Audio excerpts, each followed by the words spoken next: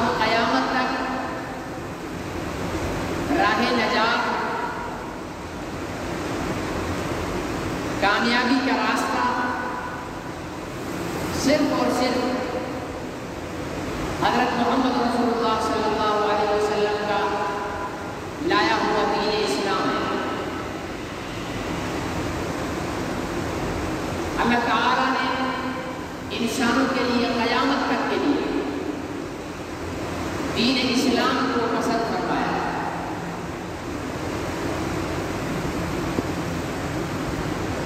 دین اسلام، مذہب اسلام نہیں، دین اسلام۔ اللہ نے یہ نہیں کہا کہ ان المذہب عند اللہ الاسلام، اللہ کے ہاں مذہب اسلام ہی معتبر ہے، ہوتا ہے کہ ان الدین عند اللہ الاسلام۔ اور دوسری جگہ اللہ تعالیٰ نے وَرَضِيتُ لَكُمُ الْإِسْلَامَ مذہبا نہیں فرمایا، وَرَضِيتُ لَكُمُ الْإِسْلَامَ دِينًا۔ مذہب اور دین کے اندر بہت فرق ہے۔ ہندو بھی ایک مذہب ہے، سکھ بھی ایک مذہب ہے، یہودی اور عیسائیت بھی ایک مذہب ہے، بدھ مت بھی ایک مذہب ہے، لیکن یہ دین نہیں ہے۔ مذہب کا مطلب یہ ہوتا ہے کہ چند اعمال اور عبادات، بس اس کے مجموعے کو مذہب کہتے ہیں۔ اور دین 24 گھنٹے کی زندگی گزارنے کا طریقہ جہاں سے ملے وہ دین ہے۔ اور مسلمان کی 24 گھنٹے کی زندگی گزارنے کا طریقہ اللہ رب العزت نے دین اسلام کے اندر بتایا۔ آپ کو زندگی گزارنے میں کسی بھی موڑ پر کسی دوسرے مذہب سے اور دوسرے مذہب والے سے معلومات لینے کی، ہدایات لینے کی ضرورت نہیں۔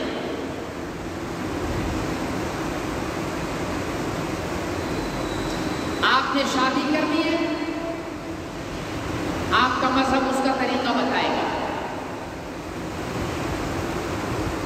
آپ غمزدہ ہیں تو آپ کا دین اس کا طریقہ بتائے گا۔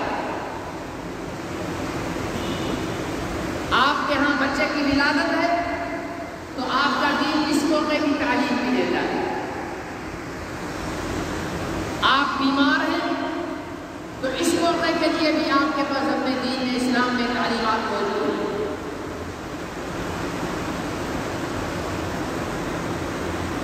انسان کے ماں کے پیٹ میں آنے سے لے کر قبر کے پیٹ میں جانے تک، یہ جو اس درمیان کی انسان کی زندگی ہے، دین اسلام کے اندر اس میں تعلیمات اس کی موجود ہیں۔ بدقسمتی سے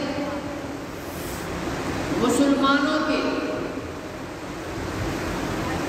برے اعمال اور برے کردار کی وجہ سے دنیا میں دین اسلام کو بدنام کرنے کی کوشش کی جا رہی ہے۔ مسلمان چوری کرتا ہے تو پروپیگنڈا کیا جاتا ہے کہ یہ اسلام نے سکھایا ہے۔ مسلمان دھوکہ دیتا ہے تو کہا جاتا ہے کہ یہ اسلام نے سکھایا ہے۔ تو ہمارے اپنے اعمال کی وجہ سے اسلام کو بدنامی کا سامنا کرنا پڑ رہا ہے۔ ضرورت اس امر کی ہے کہ ہم اسلام کی اصل تعلیمات پر عمل پیرا ہوں۔ وہ تعلیمات ہمیں پسند ہوں یا نہ پسند،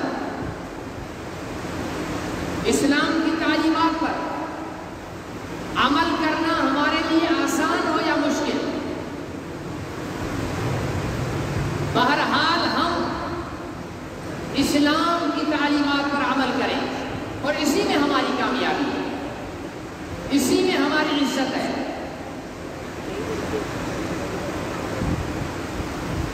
اسلام نے ہمیں سال کے اندر 2 خوشی کے مواقع عطا فرمائے، اور اسلام نے کوئی بھی چیز بے مقصد نہیں ہے۔ اگر آپ نے خوشی بھی کرنی ہے تو اس کا بھی ایک مقصد ہے۔ آپ نے عید الفطر منائی تو عید الفطر منانے کا اور اس کی خوشی کا ایک مقصد ہے کہ آپ نے پورا مہینہ روزے رکھے، اب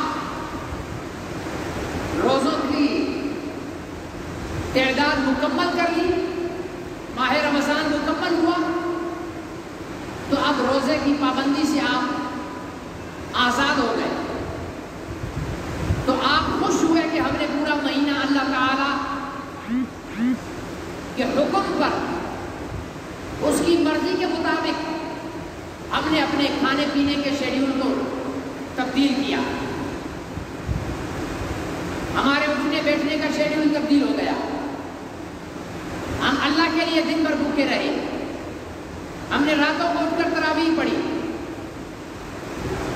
اور معمول سے ہٹ کر قرآن پاک کی تلاوت کی، تو ایک مومن کے لیے اس سے بڑی خوشی کیا ہو سکتی ہے؟ جب پورا مہینہ اس نے اللہ تعالیٰ کی عبادت کی تو اللہ تعالیٰ نے آخر میں انعام کے طور پر فرمایا کہ تم خوش ہو میری عبادت کر کے، تم خوش ہو میرے کہنے پر روزے رکھ کر، تو چلو اس خوشی کا اظہار ایسے کرو کہ تم 2 رکعت نماز پڑھو اور میرا شکر ادا کرو، صاف کپڑے پہن کر آؤ، نہا دھو کر آؤ، خوشبو لگا کر آؤ، اپنے لباس سے، اپنی وضاحت سے اس خوشی کا اظہار ہونا چاہیے۔ تو اس عید کا مقصد رمضان المبارک کے روزوں کی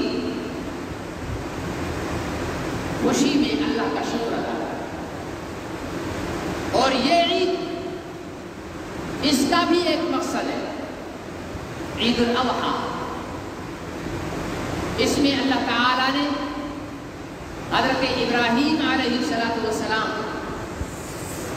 کی سنت کو عالم اسلام کے مسلمانوں کے لیے جاری فرما کر ہر مالدار کو پابند بنایا کہ اس عید کے موقع پر جانور خرید کر کے اپنے جانوروں کی قربانی اللہ کی بارگاہ میں پیش کریں۔ لیکن میں نے عرض کیا کہ اللہ نے اسلام کو ہمیں کامل دیا ہے، لیکن ہم مسلمان نامکمل ہیں۔ ہماری قربانیاں ریاکاری کا مجموعہ بنتی جا رہی ہے، دکھلاوے کا مجموعہ بنتی جا رہی ہے۔ حاجی صاحب نے جی بیل لیا ہے، اچھا جی کتنے کا لیا؟ جی 5 لاکھ روپے کا لیا۔ پہلے درجے کے پاگل ہیں حاجی صاحب، بے وقوف ہیں، 5 لاکھ روپے میں ایک قربانی کر رہے ہیں۔ اگر 50 ہزار روپے کے جانور لے لیتے تو 5 لاکھ روپے میں 10 جانور ذبح ہوتے یا نہیں؟ ہو جاتا۔ تو ایک جانور ذبح کرنے میں زیادہ ثواب ہے یا 10 جانور ذبح کرنے میں زیادہ ثواب ہے؟ بولتے نہیں، ایک میں 10 میں؟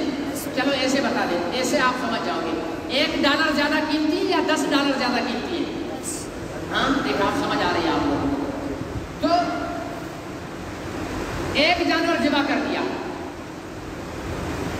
5 لاکھ روپے کا لے کر، بڑے بے وقوف ہیں، اتنا بڑا ثواب ضائع کر دیا۔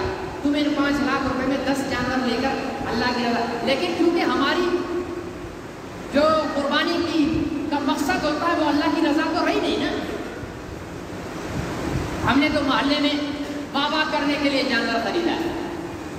پہلے لوگ قربانی کے جانور لے آتے تھے, عید کے دن ہی پتا چلتا تھا کہ وہ انہوں نے بھی جانور لیا ہوا ہے, بس گھر میں رکھ لیا چپ کر کے. نہیں ان کو سجا رہے ہیں, نہ ان کو وہ لے کر جا رہے ہیں, گھما رہے ہیں, نہ محلے والوں کو دکھا رہے ہیں. ایک اس کو پتا ہے, ایک اللہ کو پتا ہے, یا جس دن قربانی ہو رہی ہے اس دن پتا ہے. آج جب تک پیسے دے دے کر بچوں کو بولیں گے یہ لو بیٹا محلے میں جا کر گشت لگا کے آؤ گے, حاجی صاحب نے 5 لاکھ روپے کا جانور لیا ہے. ایک بات یاد رکھیے, ہر عمل کے لیے اخلاص نیت شرط ہے. اخلاص نیت کیا ہے؟ اخلاص نیت یہ ہے کہ میں یہ جو عمل کر رہا ہوں یہ میں اپنے رب کو راضی کرنے کے لیے کر رہا ہوں. حدیث پاک میں نبی پاک صلی اللہ علیہ وسلم نے ارشاد فرمایا, قیامت کے دن 3 لوگوں کو اللہ تعالیٰ اپنی عدالت میں پیش کرے گا. ایک مولوی, دوسرا سخی, تیسرا شہید. تینوں کو بلائیں گے. مولوی سے پوچھیں گے 2 خبر تم نے کیا کیا؟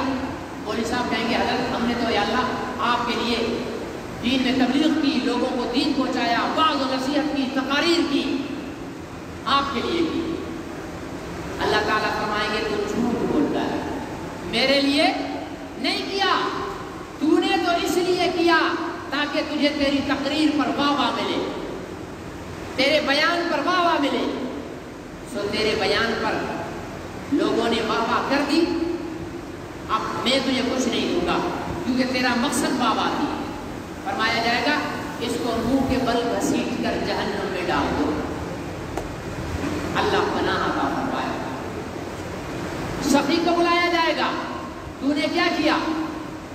وہ عرض کرے گا یا اللہ میں نے تیرے لیے تیرے نام پر صدقہ و خیرات کیا, تیرے نام پر غریبوں مسکینوں محتاجوں کی مدد کی. اللہ تعالیٰ تو دل کے اندر ان چیزوں کو بھی جانتے ہیں جو ابھی ہمارے دل میں نہیں ہے. یہ ٹھیک ہے نا, ان چیزوں کو بھی جانتے ہیں. اللہ فرمائیں گے تو جھوٹ بولتا ہے کیونکہ تو نے تو جو صدقہ خیرات کیا تھا, غریبوں میں چیزیں بانٹی تھی, وہ تو اس لیے بانٹی تھی تاکہ لوگ تجھے سخی کہیں. لوگوں نے تجھے سخی کہہ دیا, تیری جو نیت تھی وہ پوری ہو چکی, اس لیے میرے پاس سے تجھے کچھ نہیں ملے گا. حکم ہوگا اس کو بھی گھسیٹ کر جہنم میں ڈال دو. آخر میں بلایا جائے گا شہید. شہید آئے گا, تو نے کیا کیا؟ یا اللہ میں نے تیرے راستے میں جہاد کیا, کافروں سے لڑا, کافروں کو قتل کیا, پھر لڑتے لڑتے خود بھی شہید ہو گئے. اندازہ لگاؤ, یعنی وہاں مولوی نے جان تو نہیں دی, سخی نے جان تو نہیں دی, یہ تو سب سے زیادہ قربانی ہو گئی نا کہ اس نے میدان جہاد میں اپنی گردن کٹا دی. یا اللہ میں نے تیرے لیے کیا. اللہ فرمائیں گے جھوٹ, تو نے میرے لیے نہیں کیا. تیرا ارادہ یہ تھا کہ لوگ تجھے بہادر کہیں, لوگ تجھے دلیر کہیں, تو تیری نیت تجھے دنیا میں مل چکی, میں تجھے کچھ نہیں دوں گا. حکم ہوگا کہ اس کو بھی اٹھا کر منہ کے بل جہنم میں پھینک دو. تو میرے بھائی تیرا 5 لاکھ روپے کا یا 10,000 50,000 روپے کا بکرا کیا حیثیت رکھتا ہے؟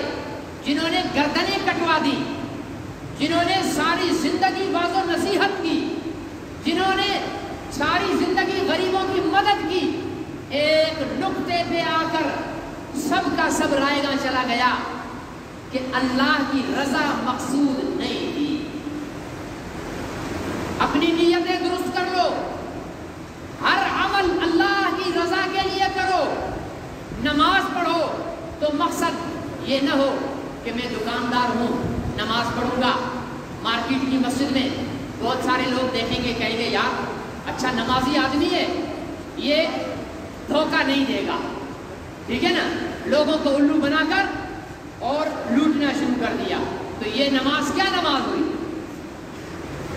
نماز ہو, روزہ ہو, حج ہو, زکات ہو, تبلیغ ہو، تلاوت ہو، جو بھی عمل ہو خالص اللہ کے لیے ہو۔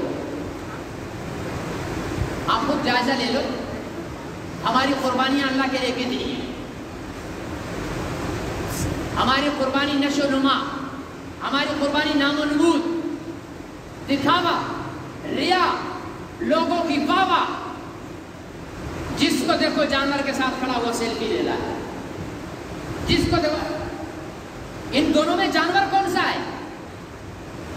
مالک جانور ہے یا وہ جانور ہے؟ یہ تو اللہ کے لیے نہیں ہو رہا۔ جس کو دیکھو تو اپنا جو ہے وہ پبلسٹی میں لگا ہوا ہے۔ اللہ کے لیے کام کرنے والے اس قسم کی حرکتیں نہیں کرتے، وہ صرف اللہ کے لیے کرتے ہیں۔ اس لیے میرے بھائیوں،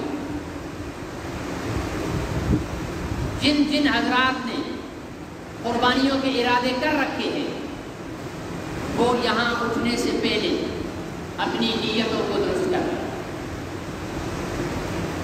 کہ جو غلطی ہمارے سے ہو چکی ہمیں معلوم نہیں تھا، اب ہم نے سن لیا، اب ہمارا عمل صرف اللہ کی رضا کے لیے۔ دوسری بات،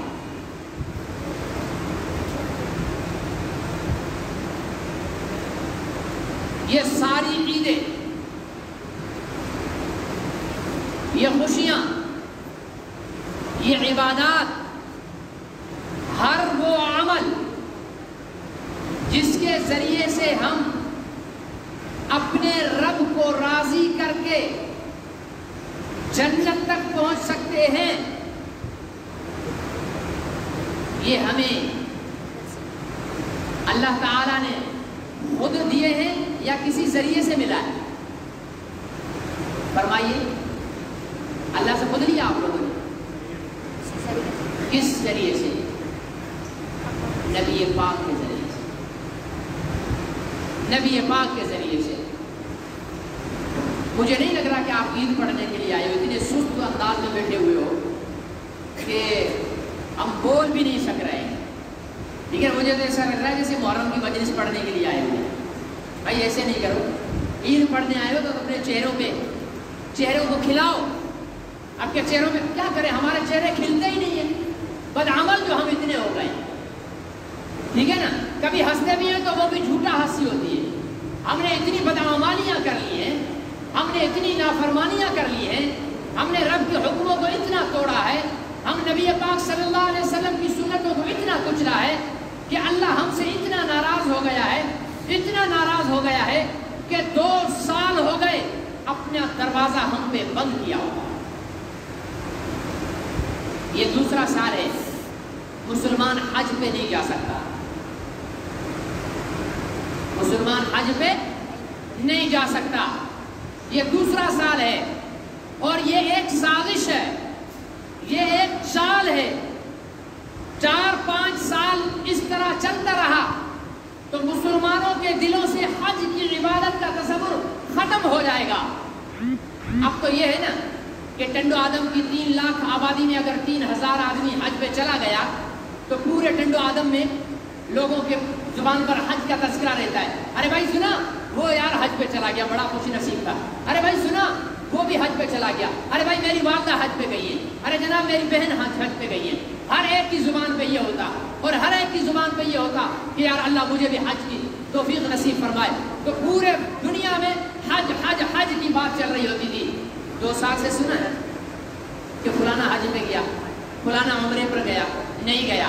اور یہ ایک چال کے ذریعے مسلمانوں سے، کیونکہ مسلمانوں کا عالمی سطح پر سب سے بڑا اور مضبوط، بے شک بے جان صحیح، میں نہیں کہتا کہ وہ حج والا اجتماع مسلمانوں کا اتنا جاندار ہے، اگر اتنا جاندار ہوتا تو یہود و نصارہ اس اجتماع کو دیکھ کر ہی برباد ہو جاتے، لیکن بے جان ہی صحیح، لیکن ایک افرادی قوت جمع ہوتی تھی، ایک شکل میں جمع ہوتی تھی، ایک لباس میں جمع ہوتی تھی۔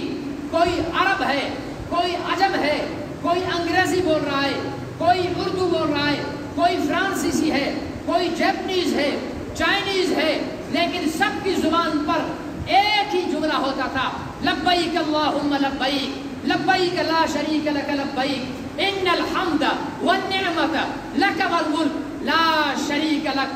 ہر ایک کی زبان پر ہوتا تھا اللہ اکبر لا الہ الا اللہ واللہ اکبر وللہ الحمد۔ لیکن 2 سال سے اس اسلام کے تشخص کو ختم کرنے کی کوشش کی گئی ہے۔ کیوں کرنے کی کوشش کی گئی ہے؟ یہ یوں ہی نہیں ہوئے، فیصلے میرے رب کی طرف سے ہوتے ہیں۔ جب میرا رب یہ چاہتا ہے کہ میں اپنے نافرمان بندوں کو سزا دوں، میں اپنے نافرمان بندوں کو سزا دوں، تو میرے بھائیوں پھر سب سے پہلے رب اپنے دروازوں کو بند کر دیتا ہے۔ دروازے کیسے بند ہوتے ہیں؟ جاہل، نالائق اور بے غیرت قسم کے حکمرانوں کو مسلط کر دیا جاتا ہے، اور پھر وہ یہ حرکتیں کرتے ہیں اور حج پر پابندی لگا دیتے ہیں۔ اس سے بڑی کیا ناراضگی ہوگی؟ یہ رب کی ناراضگی کی انتہا ہے۔ ناراض ہوتا ہے نا، کوئی ناراض ہوتا ہے باپ، تو وہ معافی کا گنجائش رکھتا ہے کہ چلو ٹھیک ہے، بیٹھا ہے آفس میں، دروازہ کھول کے رکھوں، آ کر بیٹا مجھ سے معافی مان لے گا۔ وہ باپ کتنا ناراض ہوگا جو اپنے کمرے کا دروازہ بند کر دے اور کہہ دے کہ خبردار میرے دروازے تک بھی نہیں آنا۔ میرے بھائیوں، وہ رب جو ماؤں سے زیادہ محبت کرنے والا ہے، وہ رب جو ایک آخری لمحے میں ساری زندگی اس بنی اسرائیل نے اس رب کی نافرمانی کی تھی، جسے بستی والوں نے اٹھا کر جنگل میں پھینک دیا تھا، اور اس نے جب سب طرف دیکھا، دائیں بائیں آگے پیچھے اوپر نیچے کوئی نظر نہیں آیا، وہ نافرمان جس نے ساری زندگی سرکشی میں گزاری، ساری زندگی بغاوت میں گزاری، وہ شخص جب بستی والے رشتہ دار اس کو پھینک کر چلے گئے تو اس نے اللہ سے ایک درخواست کی، کہا یا اللہ بنتا تو نہیں کہ میں تجھ سے معافی مانگوں، کیوں کہ میں نے کوئی عمل ایسا کیا ہی نہیں کہ میں تجھ سے معافی مانگ سکوں، جس کے ذریعے میں تجھ سے کوئی کلام کر سکوں، لیکن یا اللہ ایک بات عرض کرتا ہوں، سب نے چھوڑ دیا، بیوی بچوں نے چھوڑ دیا، گھر والوں نے چھوڑ دیا، بستی والوں نے پھینک دیا، اب تیری رحمت سے ایک امید لگا کر سوال کرتا ہوں، اگر مجھے معاف کر دینے سے تیری خدائی میں کمی آ جائے، تیری ربوبیت میں کمی آ جائے، تیری طاقتوں میں کمی آ جائے، تیرے خزانوں میں کمی آ جائے، تیری رحمت کم پڑ جائے، تو بے شک مجھے معاف نہ کرنا، لیکن اگر تیری معاف کر دینے سے تیرے خزانوں میں کوئی کمی نہیں آتی تو یا اللہ میں معافی کی درخواست کرتا ہوں۔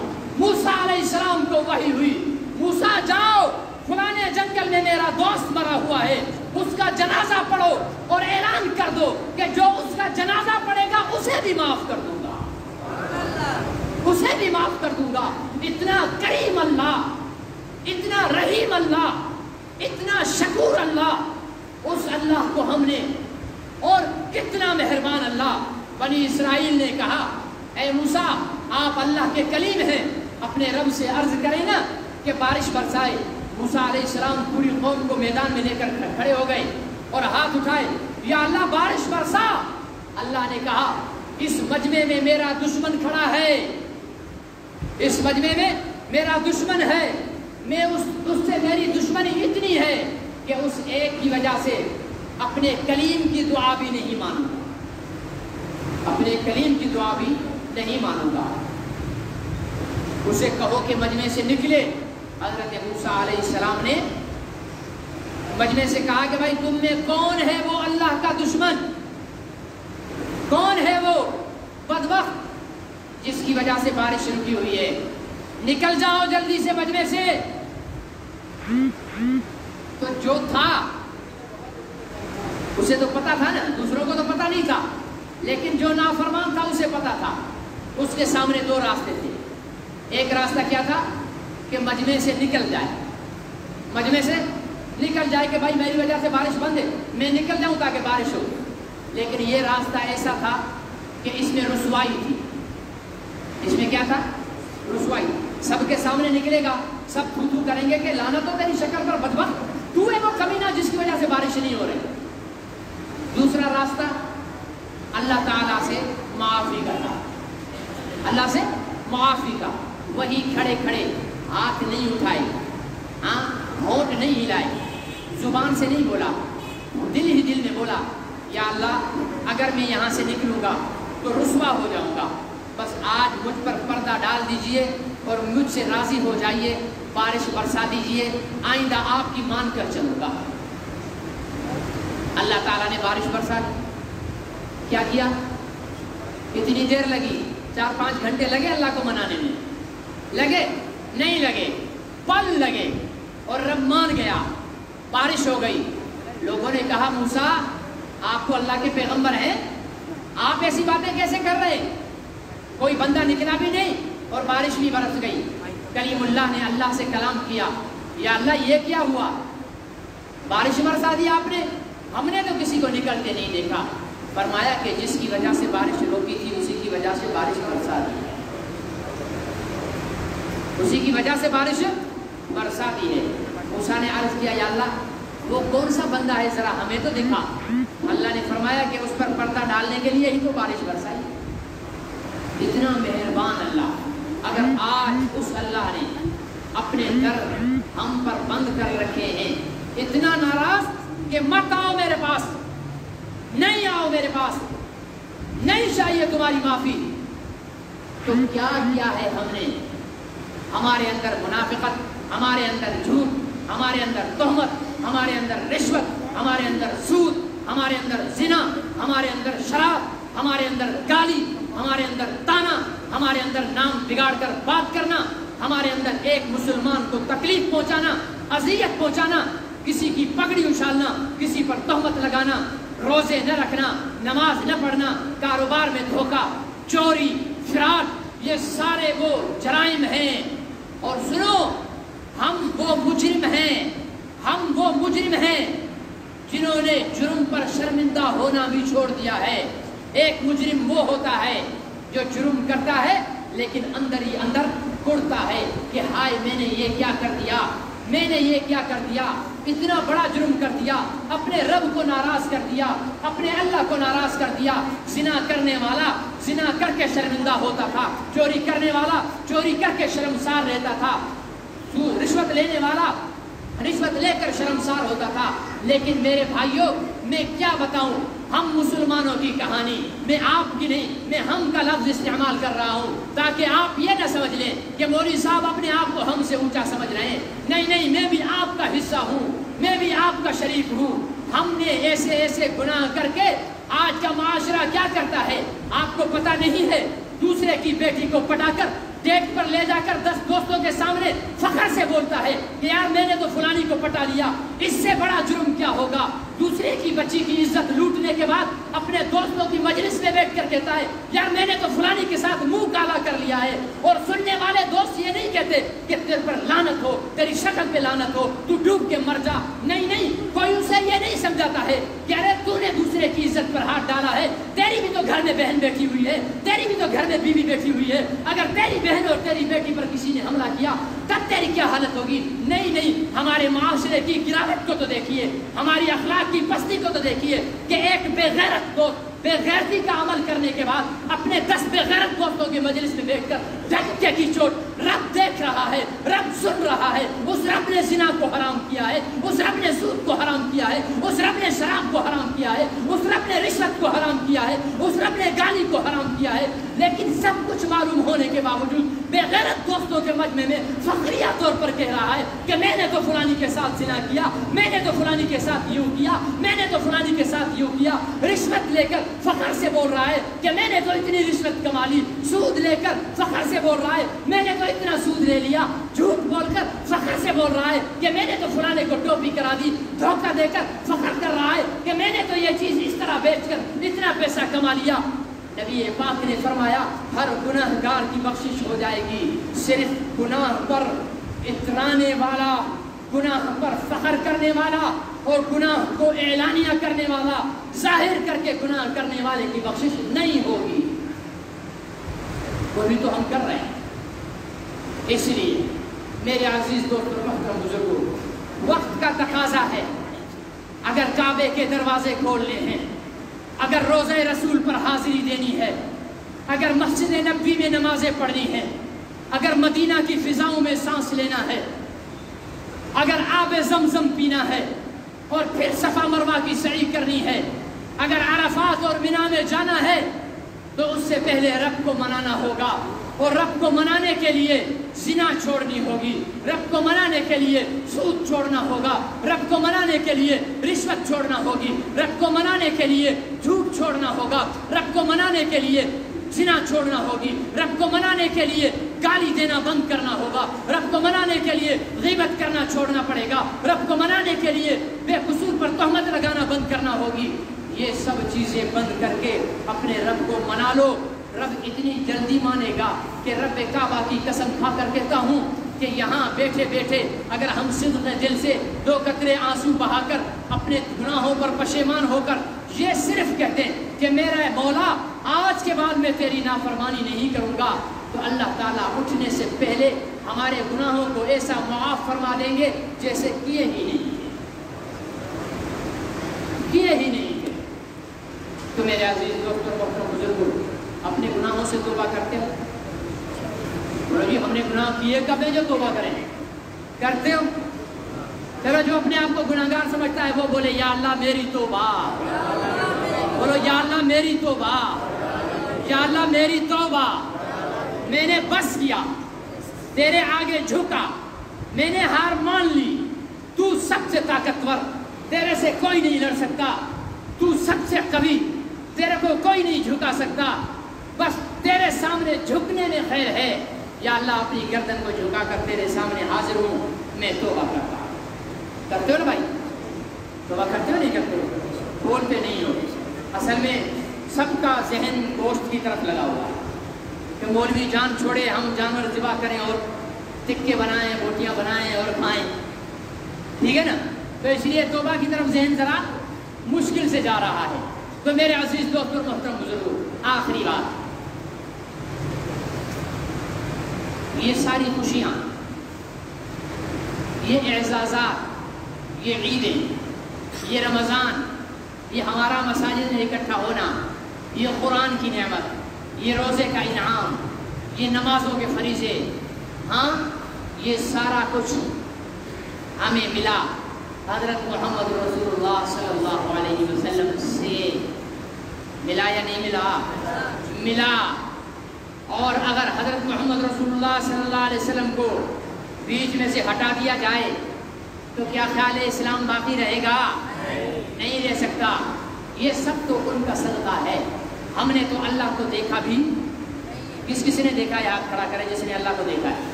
دیکھا نہیں دیکھا. جس نے نہیں دیکھا وہ تو ہاتھ کھڑا کر دے. اچھا سب نے نہیں کیا مطلب کچھ اس نے دیکھا ہے, چھپا رہے ہیں. تو اللہ کو ہم میں سے کسی نے نہیں دیکھا, لیکن کتنے اللہ ہیں؟ جن کا ایمان ہے وہ تو بولے ہیں. کتنے اللہ ہیں؟ دو, ایک اللہ ہے. دیکھا نہیں پھر بھی کہتے ہو. یہ جو قرآن ہے یہ کس کا کلام ہے؟ آپ نے خود اللہ سے سنا؟ نہیں. نیکیاں کرنے پر کیا ملے گا؟ ثواب کے بدلے کیا ملے گا؟ جنت. جنت مانگتے ہو نہیں مانگتے ہو؟ اللہم انی اسألک الجنہ, اللہم انی اسألک الجنہ. جہنم نہیں دیکھی لیکن کیا کہتے ہو؟ اللہم انی اعوذ بک من النار. یا اللہ جہنم وقنا عذاب النار کہتے ہو نہیں کہتے ہو؟ وقنا عذاب النار. جہنم سے پناہ مانگتے ہو, جنت کا سوال کرتے ہو, قرآن کو اللہ کا کلام مانتے ہو, اللہ کی ذات کو ایک مانتے ہو. یہ سب کچھ ہمیں بتایا کس نے؟ جس کو پیار ہے محبت سے نام لو. کس نے؟ محمد الرسول اللہ. محبت سے بولو. کس نے؟ محبت کرتے ہو تو بولو, نہیں کرتے ہو تو عید پڑھنا بھی فضول ہے. مل کر بولو. کس نے؟ محمد الرسول اللہ. تبھی تو سیدنا صدیق اکبر نے کہا کہ میں اللہ سے بھی زیادہ محبت محمد الرسول اللہ سے کرتا ہوں. کیوں کہ یہ محمد الرسول اللہ ہی تو ہے جس نے اتنے پیارے اللہ کی پہچان مجھے دی ہے. اتنی پہچان. میرے عزیز دوستوں اور محترم بزرگوں, ہمارے پاکستان کے اندر اس محمد عربی صلی اللہ علیہ وسلم کے ساتھ ایک سوچی سمجھی سازش کے تحت ڈرامہ رچایا جا رہا ہے. اس کی عزت اور ناموس کا سودا کیا جا رہا ہے اور اس کے گستاخوں کو پاکستان میں مسلط کرنے کی کوشش کی جا رہی ہے اور پیغمبر علیہ السلام کی ختم نبوت کے لیے اس ملک میں راستوں کو تنگ بنایا جا رہا ہے۔ میں بہت کوشش کرتا ہوں کہ میں کسی حکمران کے خلاف نہ بولوں، کیونکہ ہمارے ہاں ایک ٹائٹل بن چکا ہے کہ جو مولوی حکمران کے خلاف بولے گا وہ سیاسی مولوی کہلائے گا۔ تو میرے عزیز دوستوں اور محترم بزرگوں، بے شک حکمران کتنی بھی مہنگائی کر لیں مجھے کوئی فرق نہیں پڑتا، میں تو مولوی ہوں، ویسے بھی چندوں پر پڑھنے والا ہوں، آپ نے ہی مجھے پہنچا دینا ہے۔ پیٹرول مہنگا ہو جائے کوئی پرواہ نہیں، دنیا کی کوئی بھی چیز ہو جائے ہمیں کوئی اس سے سروکار نہیں ہے، ہر چیز ہمیں قبول ہے۔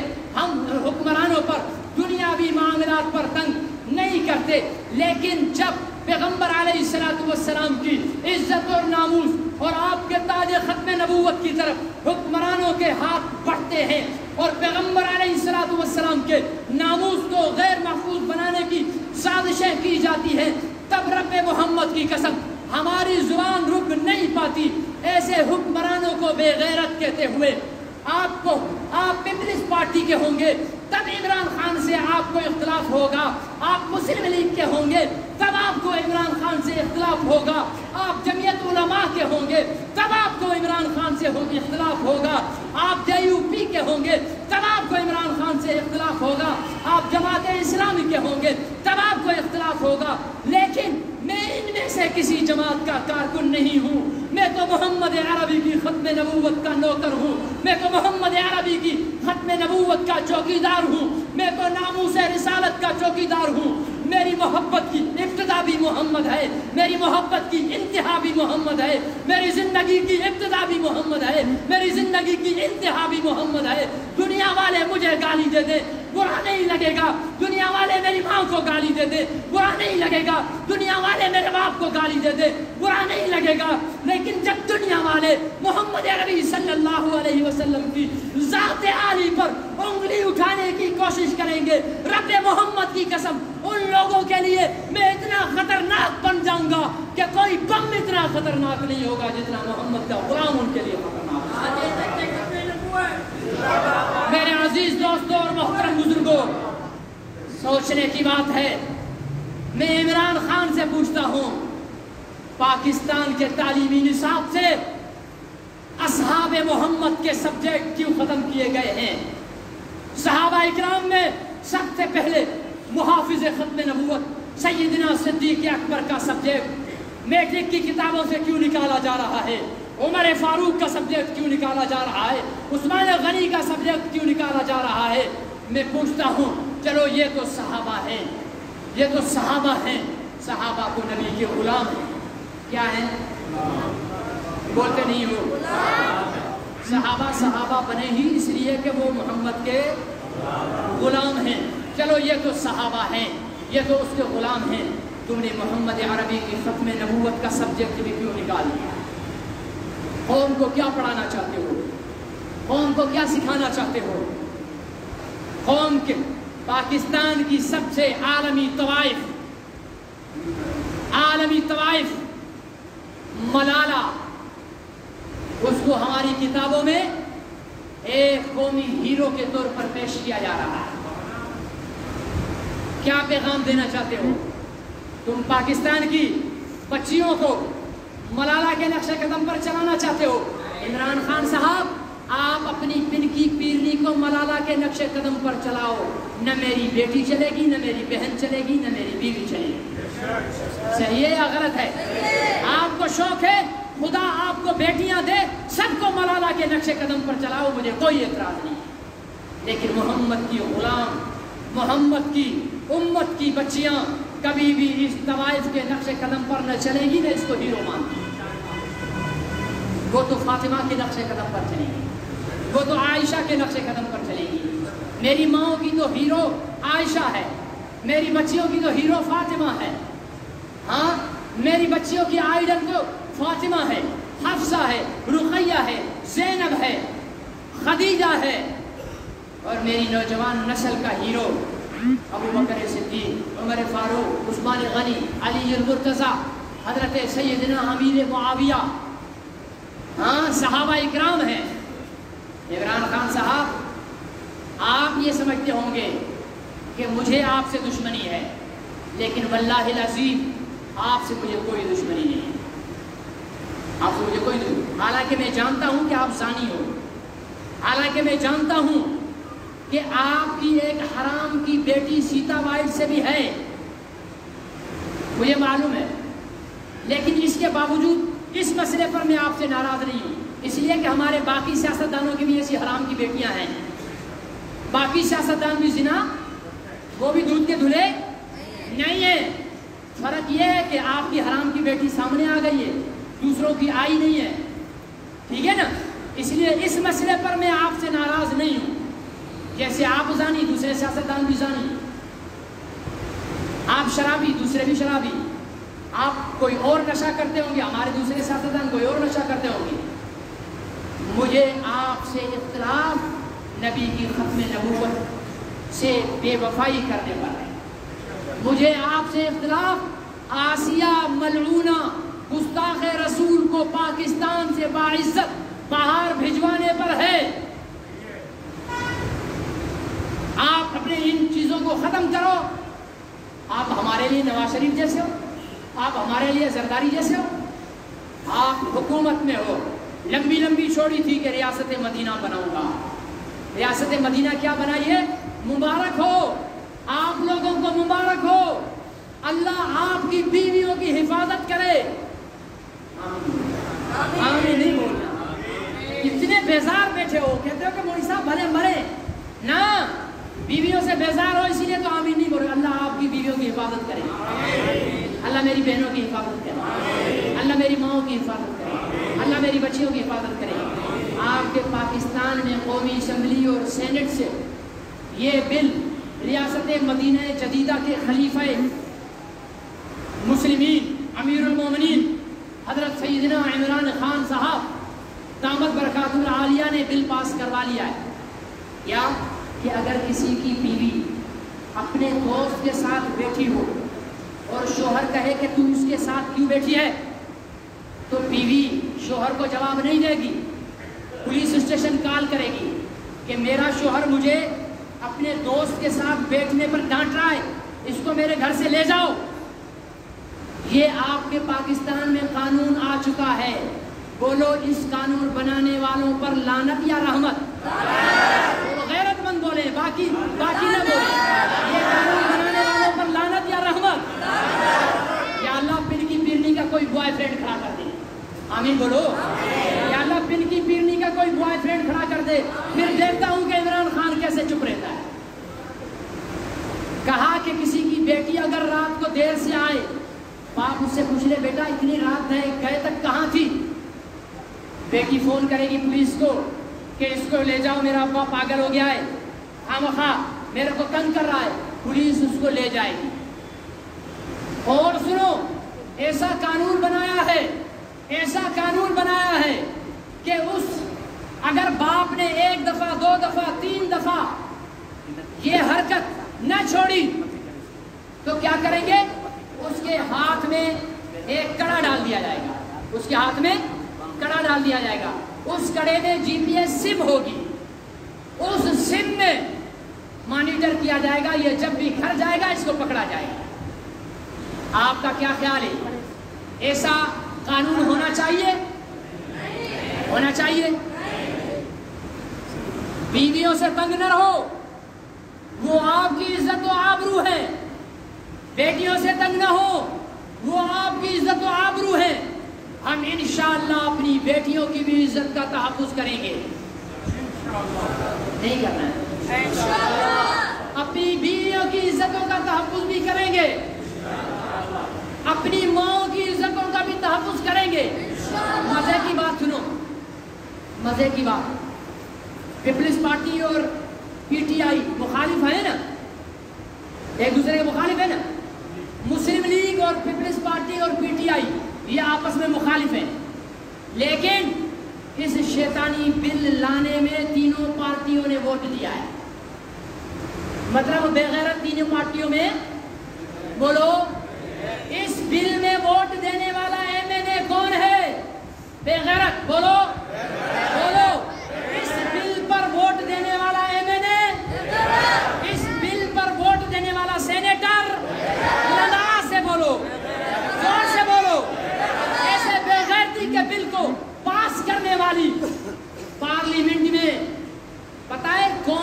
ہیں جنہوں نے ووٹ نہیں دیا؟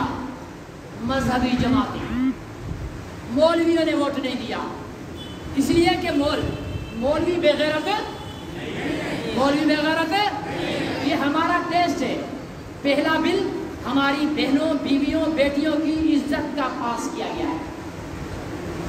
اگلا بل نبی کے ناموس پر ڈاکہ ڈالنے کا ہوگا، لیکن ہم یہ عہد کریں اگر عمران خان نے نبی کی عزت اور ناموس اور ختم نبوت کے ساتھ کھیلنے کی اور ان کے خلاف کوئی ناپاک بل لانے کی کوشش کی تو ہم اس کا مقابلہ کریں گے۔ جو کریں گے وہ بولیں، جو نہیں کریں گے بھلے چپ رہیں۔ نبی کی عزت کے لیے، نبی کے ناموس کے لیے، نبی کے تاج ختم نبوت کے تحفظ کے لیے اگر حکمرانوں نے طاقت استعمال کرنے کی کوشش کی تو ان کے سامنے، طاقت کے سامنے جھک جاؤ گے؟ اس طاقت کے سامنے دب جاؤ گے؟ گھروں میں بیٹھ جاؤ گے؟ نہیں بیٹھیں گے۔ تم ہر ظلم کر لو، تم ہر مہنگائی بڑھا لو، ہم خاموش رہیں گے۔ نبی کے ناموس کے ساتھ بدماشی کرو گے، تمہیں بھی توڑ دیں گے، تمہارے لانے والوں کو بھی توڑ دیں گے۔ مقابلہ کریں گے۔ کون اپنے نبی کے ناموس کی عزت کے لیے مقابلہ کرے گا؟ کھڑے ہو کر یہ عہد کرو، یہ اعلان کرو، ہم اپنی جان، اپنی مال، اپنی عزت، اپنی آبرو نبی کے مدینے والے پیغمبر کی جوتیوں پر قربان کرنے کے لیے تیار ہیں، اپنی جانیں قربان کرنے کے لیے تیار ہیں، اپنا مال قربان کرنے کے لیے تیار ہیں، ہر چیز قربان کر دیں گے اپنے پیغمبر پر آنچ آنے، اپنے پیغمبر پر آنچ آنے۔ نعرہ تکبیر، نعرہ تکبیر، تاجدار ختم نبوت، تاجدار ختم نبوت، تاجدار ختم نبوت، تاجدار ختم نبوت۔ صفحے سیدھی کر۔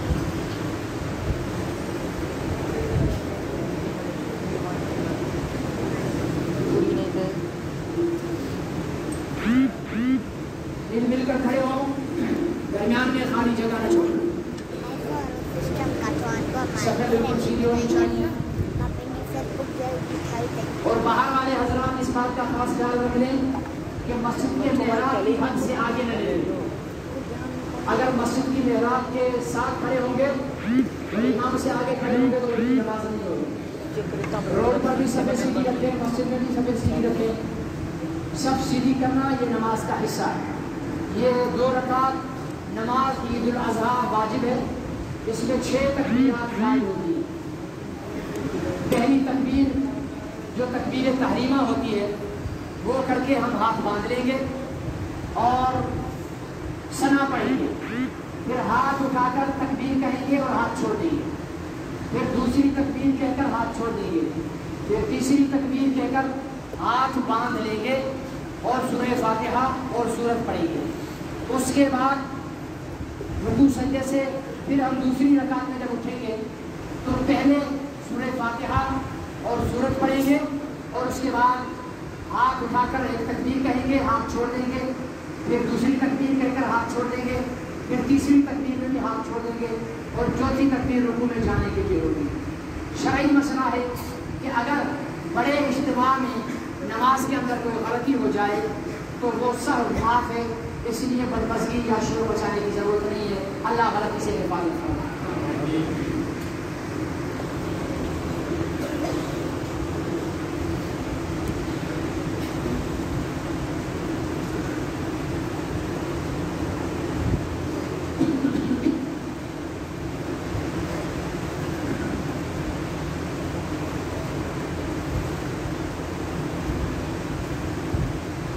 سووا صفوفكم أقيموا واعتدلوا وسدوا الخلل۔ الله أكبر۔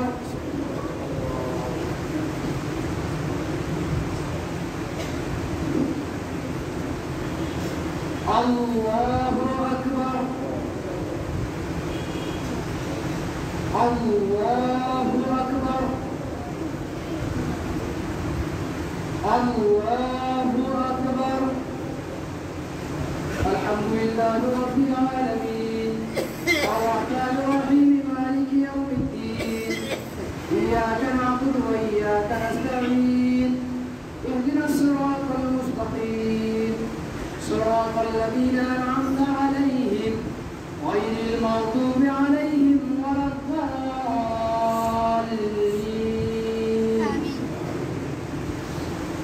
سبح اسم ربك الأعلى الذي خلق فسوى والذي قدر فهدى والذي أخرج المرعى فجعله غثاء أحوى سنقرئك فلا تنسى إلا ما شاء الله إنه يعلم الجهر وما يخفى ونيسرك لليسرى فذكر إن نفعت الذكرى سيذكر من يخشى ويتجنبها الأشقى الذي يصلى النار الكبرى ثم لا يموت فيها ولا يحيا قد أفلح من تزكى وذكر اسم ربه فصلى بل تؤثرون الحياة الدنيا والآخرة خير وأبقى إن هذا لفي الصحف الأولى صحف إبراهيم وموسى.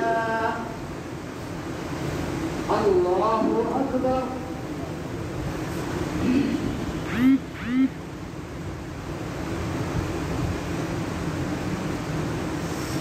سمع الله لمن حمده. الله أكبر.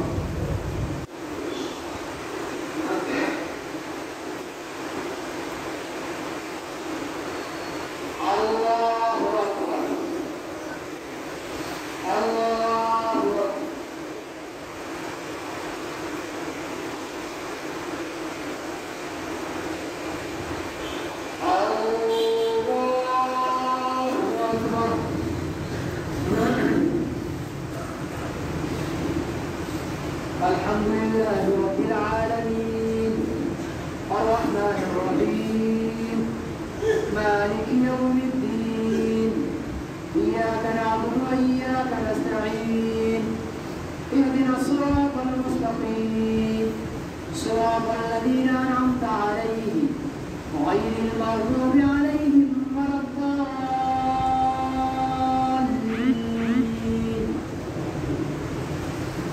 هل أتاك حديث الغاشية وجوه يومئذ خاشعة عاملة ناصبة تصلى نارا حامية تسقى من عين آنية ليس لهم طعام إلا من ضريع لا يسمن ولا يغني من جوع وجوه يومئذ ناعمة لسعيها راضية في جنة عالية لا تسمع فيها لاغية فيها عين جارية فيها سرر مرفوعة وأكواب موضوعة ونمارق مصفوفة وزرابي مبثوثة أفلا ينظرون إلى الإبل كيف خلقت وإلى السماء كيف رفعت وإلى الجبال كيف نصبت وإلى الأرض كيف سطحت فذكر إنما أنت مذكر لست عليهم بمسيطر إلا من تولى وكفر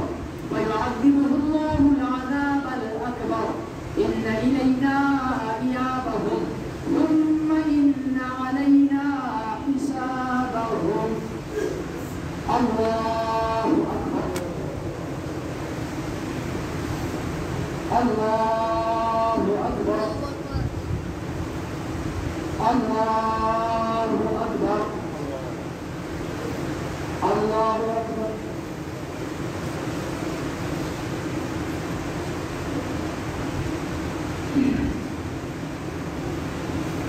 سمع الله لمن حمده. الله أكبر.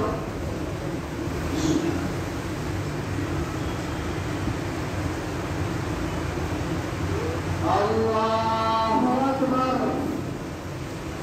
الله أكبر.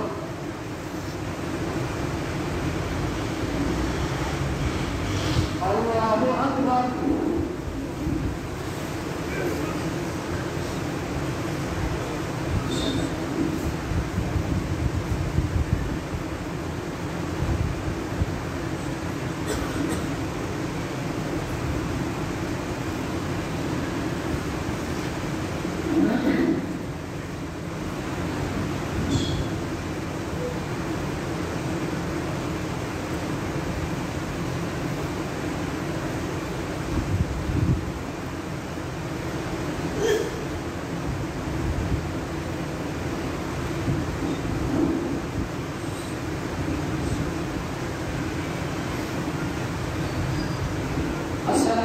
عليكم ورحمة الله.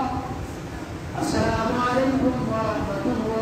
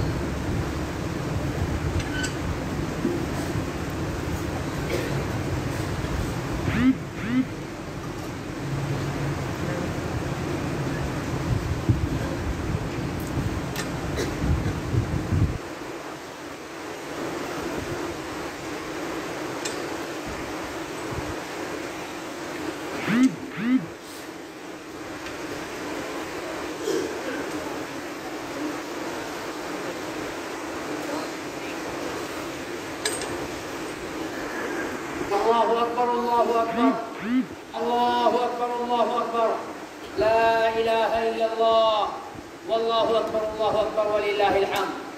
الحمد لله أستعينه وأستغفره ونعوذ بالله من شرور أنفسنا ومن سيئات أعمالنا. من يهده الله فلا مضل له ومن يضلله فلا هادي له. ونشهد أن لا إله إلا الله وحده لا شريك له. ونشهد أن سيدنا محمدًا عبده ورسوله أرسله بالحق بشيرا ونذيرا وداعيا إلى الله بإذنه وسراجا منيرا بين يدي الساعة. من يطع الله ورسوله فقد رشد ومن يعصهما فإنه لا يضر إلا نفسه ولا يضر الله شيئا. الله أكبر الله أكبر لا إله إلا الله والله أكبر الله أكبر ولله الحمد. عن بريدة رضي الله تعالى عنه قال كان النبي صلى الله عليه وسلم لا يخرج يوم الفطر حتى يطعم ولا يطعم يوم الأضحى حتى يصلي. الله أكبر الله أكبر لا إله إلا الله والله أكبر الله أكبر ولله الحمد. وعن عائشة رضي الله تعالى عنها قالت إن أبا بكر دخل عليها وعندها جاريتان في أيام منى تدفقان وفي رواية تغنيان بما تفاولت الأنصار يوم بعاث والنبي صلى الله عليه وسلم متغش فانتهرهما أبو بكر فكشف النبي صلى الله عليه وسلم عن وجهه فقال دعهما يا أبا بكر فإنها أيام عيد وفي رواية يا أبا بكر إن لكل قوم عيدا وهذا عيدنا. الله أكبر الله أكبر لا إله إلا الله والله أكبر الله أكبر ولله الحمد. عن أبي سعيد الخدري رضي الله تعالى عنه قال كان النبي صلى الله عليه وسلم يخرج يوم الفطر والأضحى إلى المصلى فأول شيء يبدأ به الصلاة ثم ينصرف فيقوم مقابل الناس والناس جلوس على صفوفهم فيعظهم ويوصيهم ويأمرهم وإن كان يريد أن يقطع بعثا قطعه أو يأمر شيء بشيء أمر به. الله أكبر الله أكبر لا إله إلا الله والله أكبر الله أكبر ولله الحمد. عن جابر بن سمرة رضي الله تعالى عنه قال صليت مع رسول الله صلى الله عليه وسلم العيدين غير مرتين ولا مرتين بغير أذان ولا إقامة. الله أكبر الله أكبر لا إله إلا الله والله أكبر الله أكبر ولله الحمد. عن ابن عمر رضي الله تعالى عنه قال كان رسول الله صلى الله عليه وسلم وأبو بكر وعمر يصلون العيدين قبل الخطبة. الله أكبر الله أكبر لا إله إلا الله والله أكبر الله أكبر ولله الحمد. عن أبي سعيد الخدري رضي الله تعالى عنه قال رسول الله صلى الله عليه وسلم في أضحى أو فطر إلى المصلى فمر على النساء فقال يا معشر النساء تصدقنا فإني أريدكن أكثر من أهل النار. فقلنا وبما يا رسول الله صلى الله عليه وسلم؟ قال تكثرون اللعنة وتكفرن عشيرة وما رأيت من ناقصات عقل ودين أذهبا للب الرجل حازم من إحداكن. قلنا وما نقصان ديننا وعقلنا يا رسول الله؟ قال أليس شهادة المرأة نصف شهادة الرجل؟ قلنا بلى. فقال ذلك من نقصان عقلها. قال أليس إذا حاضت لم تصلي ولم تصم؟ قلنا بلى يا رسول الله. قال فذلك من نقصان دينها. الله أكبر الله أكبر، لا إله إلا الله، والله أكبر الله أكبر ولله الحمد. عن أنس بن مالك رضي الله تعالى عنه قال قدم النبي صلى الله عليه وسلم المدينة ولهم يومان يلعبون فيهما، فقال ما هذا اليومان؟ قالوا كنا نلعب فيهما في الجاهلية. وقال رسول الله صلى الله عليه وسلم قد أبدلكم الله بهما خيرا منهما يوم الأضحى ويوم الفطر. الله أكبر الله أكبر، لا إله إلا الله، والله أكبر الله أكبر ولله الحمد. عن البراء بن عازب رضي الله تعالى عنه عن أن النبي صلى الله عليه وسلم نول يوم العيد قوسا فخطب عليه. وعن عطاء مرسلا أن النبي صلى الله عليه وسلم كان إذا خطب يعتمد على عنزته اعتمادا. الله أكبر الله أكبر، لا إله إلا الله، والله أكبر الله أكبر ولله الحمد. وعن جابر رضي الله تعالى عنه قال كان النبي صلى الله عليه وسلم إذا كان يوم عيد خالف الطريق. وعن البراء قال خطبنا النبي صلى الله عليه وسلم يوم النحر فقال إن أول ما نبدأ به في يومنا هذا أن نصلي ثم نرجع فننحر منه فمن عمل ذلك فقد أصاب سنتنا، ومن ذبح قبل أن نصلي فإنما هو شاة لحم عجله لأهله ليس من النسك في شيء.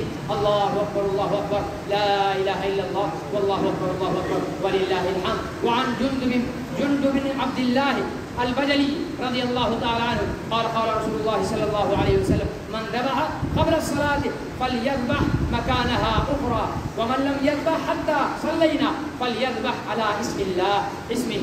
الله أكبر الله أكبر، لا إله إلا الله، والله أكبر الله أكبر ولله الحمد. وعن ابن عمر رضي الله تعالى عنهما قال كان رسول الله صلى الله عليه وسلم يذبح وينحر بالمصلى.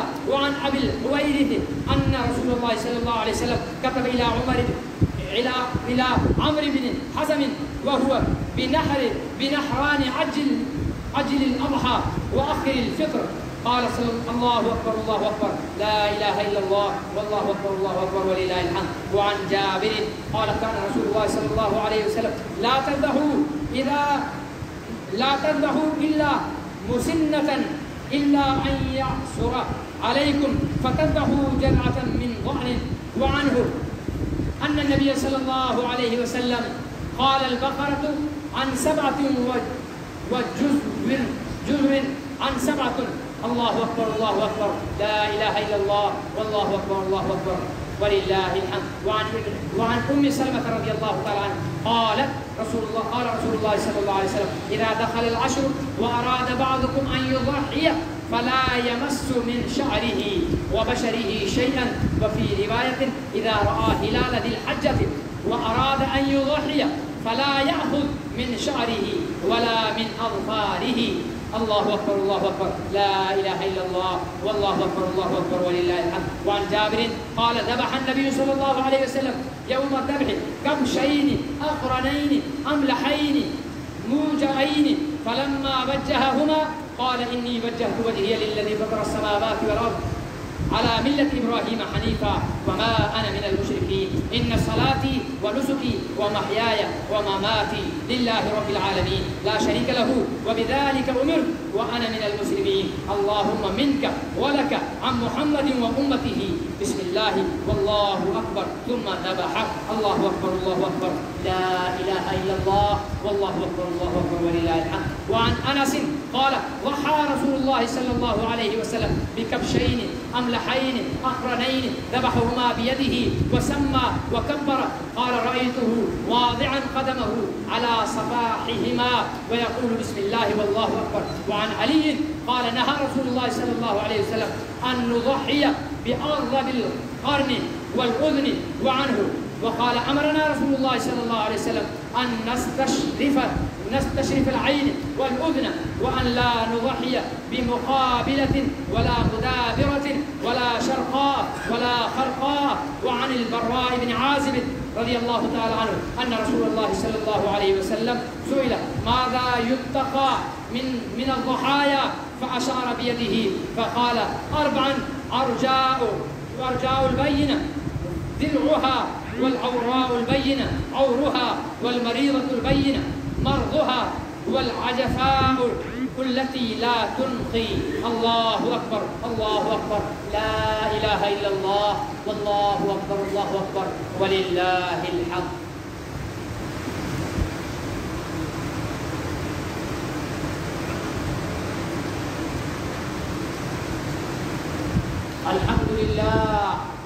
الحمد لله نحمده ونستعينه ونستغفره ونؤمن به ونتوكل عليه، ونعوذ بالله من شرور أنفسنا ومن سيئات أعمالنا، من يهده الله فلا مضل له ومن يضلله فلا هادي له، ونشهد أن لا إله إلا الله وحده لا شريك له، ونشهد أن سيدنا وسندنا وحبيبنا ونبينا ومولانا محمدا عبده ورسوله. قال الله تبارك وتعالى في الكلام المجيد والفرقان الحميد: فلما بلغ معه السعي قال يا بني إني أرى في المنام أني أذبحك فانظر ماذا ترى.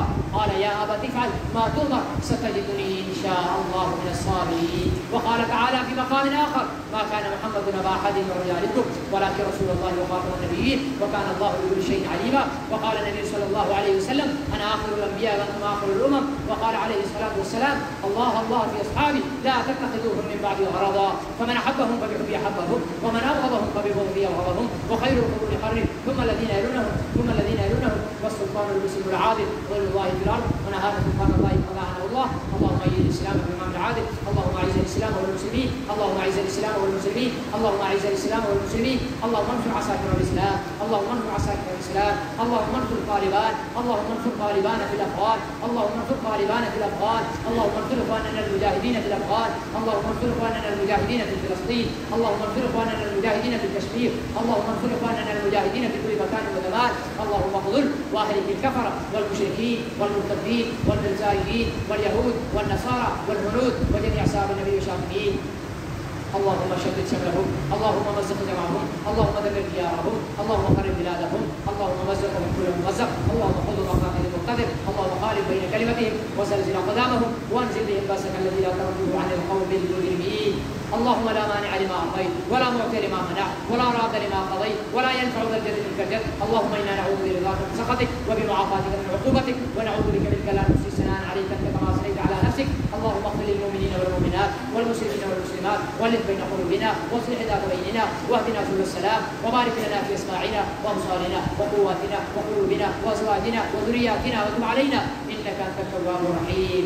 اللهم إنا نسألك موجبات رحمتك وعزائم مغفرتك والغنيمة من كل بر والسلامة من كل إثم، لا تدع لنا ذنبا إلا غفرته ولا هما إلا فرجته ولا دينا إلا قضيته ولا مريضا إلا شفيته ولا مبتلا إلا عافيته ولا ضالا إلا هديته ولا حيرانا إلا دللته ولا ولدا إلا رحمته ولا شابا إلا أصلحته ولا مجاهدا في سبيلك إلا نصرته ولا حاجة من حوائج الدنيا والآخرة هي لك رضا ولنا فيها صلاح إلا قضيتها ويسرتها يا رب العالمين، يا أكرم المكرمين، يا أرحم الراحمين، يا ذا الجلال والإكرام. ربنا آتنا في الدنيا حسنة وفي الآخرة حسنة وقنا عذاب النار وقنا عذاب القبر وقنا عذاب الحشر وقنا عذاب الميزان وادخلنا الجنة مع الأبرار يا عزيز يا غفار يا رب العالمين. ربنا تقبل منا إنك أنت السميع العليم، وتب علينا يا مولانا إنك أنت التواب الرحيم. سبحان ربك رب العزة عما يصفون وسلام على المرسلين والحمد لله رب العالمين، وصلى الله تعالى على نبينا محمد وآله وصحبه وسلم.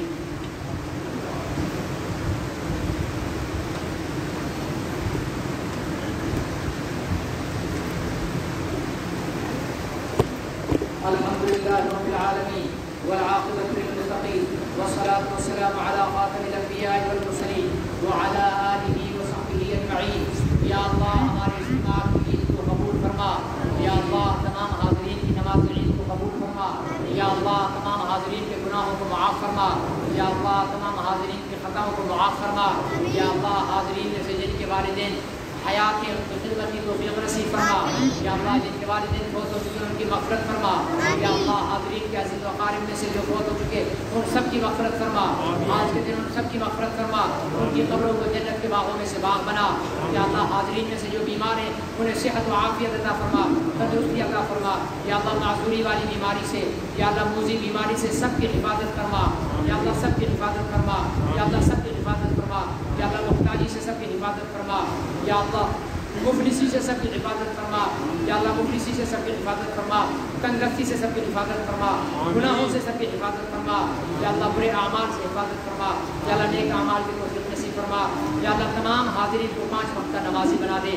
یا اللہ تمام حاضرین کو 5 وقت کا نمازی بنا دے یا اللہ تمام حاضرین کو بار بار حج مبرور عطا فرما تمام حاضرین کو بار بار حج بیت اللہ کی سعادت نصیب فرما تمام حاضرین کو بار بار روضہ رسول کی زیارت نصیب فرما روضہ رسول پر حاضری نصیب فرما یا اللہ تمام حاضرین لوٹنے سے پہلے گناہوں و خطاؤں کو معاف فرما یا اللہ کشمیری بھائیوں کی مدد فرما فلسطین کے بھائیوں کی مدد فرما یا اللہ افغان طالبان کی مدد فرما افغان طالبان کی مدد فرما افغانستان کی دھرتی پر عمارت اسلامیہ کو قائم فرما یا اللہ عمارت اسلامیہ میں قیام میں افغانستان کے مجاہدین کی مدد فرما یا اللہ برما کے مظلوموں کی مدد فرما یا اللہ چیچنیا بوسنیا کے مظلوموں کی مدد فرما عراق اور لیبیا کے مسلمانوں کی مدد فرما یا اللہ پوری دنیا میں جہاں جہاں مسلمان اپنی آزادی کی جنگ لڑ رہے ہیں انہیں کامیابی عطا فرما انہیں کامیابی عطا فرما مسلمانوں کو غیرت مند حکمران نصیب فرما یا اللہ پاکستان کی حفاظت فرما یا اللہ پاکستان کی فوج کے قدموں کو مضبوط بنا یا اللہ سپاہیوں کو مضبوط بنا سپاہیوں کے حوصلوں کو بلند فرما یا اللہ پاکستان کی جغرافیائی سرحدات کے محافظ فوج ہے یا اللہ اس کو مدد فرما یا اللہ پاکستان کی نظریاتی سرحدات کی محافظ علماء ہیں یا اللہ علماء کی مدد فرما علماء کی بھی حفاظت فرما پاکستان کی طرف ٹیڑھی نظر سے دیکھنے والوں کو تباہ و برباد فرما پاکستان میں ختم نبوت کے جھنڈے کو سرنگو کرنے والوں کو تباہ و برباد فرما یا اللہ پاکستان کی دھرتی پر ختم نبوت کا جھنڈا ہمیشہ بلند رکھ یا اللہ تاجدار ختم نبوت کا عالم ہمیشہ بلند رکھ یا اللہ ہمیں توفیق نصیب فرما ہمیں جھنڈا بلند رکھنے کی توفیق نصیب فرما یا اللہ پاکستان کو ختم نبوت کا مضبوط قلعہ بنا پاکستان کو قادیانیت کا قبرستان بنا گستاخان رسول کا قبرستان بنا قادیانیت کی تباہی کا ذریعہ پاکستان کو بنا یا اللہ پاکستان سے تمام قادیانیوں کو ریست و نابود فرما ختم فرما یا اللہ حکمرانوں میں سیاستدانوں میں فوج میں عدلیہ میں پولیس میں جس ادارے میں بھی قادیانیوں کے حامی بیٹھے ہوئے ہیں ان سب کو ذلیل و خوار فرما ان کو تباہ و برباد فرما ان کو تباہ و برباد فرما یا اللہ صحابہ اکرام کی عزت و عظمت کے جھنڈے بلند فرما یا اللہ صحابہ اکرام پر بھونکنے والوں کو ہدایت نصیب فرما یا اللہ اگر ان کے مقدر میں ہدایت نہیں ہے تو انہیں بھی تباہ و برباد فرما یا اللہ ہمیں دین پر چلنے والا بنا ہمیں دین پر چلنے والا بنا یا اللہ حجاج اکرام نے مخصوص تعداد میں حج ادا کیا یا اللہ ان کو اپنی بارگاہ میں قبول فرما ان کے حج کو قبول فرما ان کے حج کے عمل میں ہمیں شریک ثواب میں شریک فرما لے یا اللہ پوری دنیا میں عالم اسلام میں جہاں جہاں مسلمان قربانیاں کر چکے یا کر رہے ہیں یا کریں گے اپنی بارگاہ میں سب کی قربانیوں کو اپنی بارگاہ میں قبول فرما لے یا اللہ ان قربانیوں کو ہماری بخشش کا ذریعہ بنا دے ہماری نجات کا ذریعہ بنا دے ایمان میں ترقی کا ذریعہ فرما دے اعمال صالحہ کا ذریعہ فرما دے ربنا آتنا فی الدنیا حسنہ وفي الآخرة حسنة وقنا عذاب النار وقنا عذاب القبر وقنا عذاب الحشر وقنا عذاب الميزان وقنا الجنة مع الأبرار يا عزيز يا غفار يا رب العالمين ربنا تقبل منا إنك أنت السميع العليم وتب علينا يا مولانا إنك أنت التواب الرحيم سبحان ربك رب العزة عما يصفون وسلام على المرسلين والحمد لله رب العالمين وصل اللهم تعالى على نبينا محمد وآله وصحبه أجمعين برحمتك يا أرحم الراحمين تمام حاضرین کو حضرت والد صاحب کی طرف سے اور میری طرف سے بہت بہت عید مبارک